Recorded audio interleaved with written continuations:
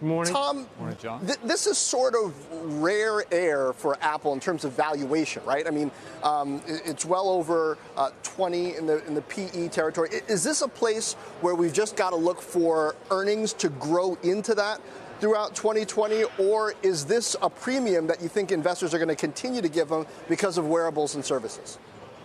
Sure. So great question, John. The way I think about it is I would agree with your earning into it. And if you look at the story last year, was that Apple was able to perform amazingly well despite a mature smartphone market and despite a, relatively speaking, weak performing iPhone versus the rest of their portfolio. Well, if you look at 2020 with the emergence of 5G, this could be a multi-year cycle depending on the state of the build-out on a global basis. So I think there's an opportunity for Apple to grow into that valuation on the strength of iPhones and 5G this year and next. So Jeff, do you agree? Is this a show me story now, or is it just a love me story? You know, I agree with your sense that the multiple is definitely in uncharted territory. The multiple has expanded by 4 turns just since they launched the iPhone 11 in September. So that's been a credit to them executing more crisply, I think, on the 11 than we would have thought. I think your next question then becomes, okay, well, what's the next leg for the story? And yes, I think most people assume that 5G is it, and I think the multiple has expanded because there's a bit of a clear path into the 5G cycle. I do differ a little, however, in that I'm not quite as optimistic as others that 5G will be an enormous catalyst for unit sales. We did not see a dramatic increase in unit sales during the 3G to 4G migration, and I would say that there are some similar dynamics in play. The 5G phones are, as we've seen, more expensive than the 4G equivalents, and it's not clear to me just yet who is going to assume the burden for that added cost.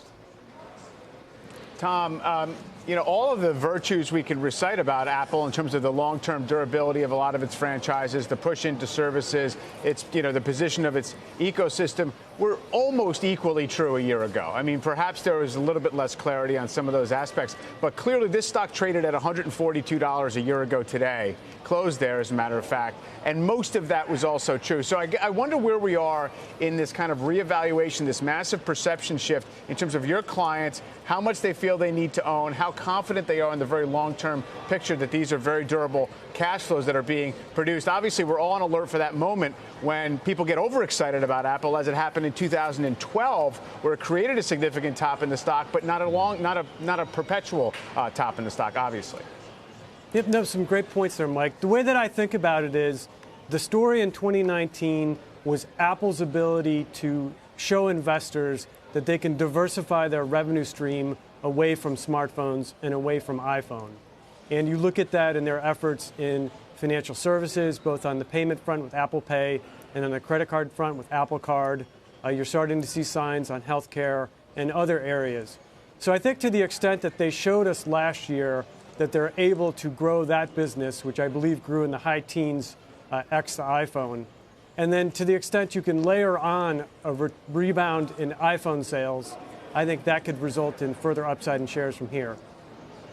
Jeffrey, what would it take to change your stance on this stock? I mean, given the fact that you're neutral, your price target is $225, what do you see as, I guess, the upside risk to your rating? Well,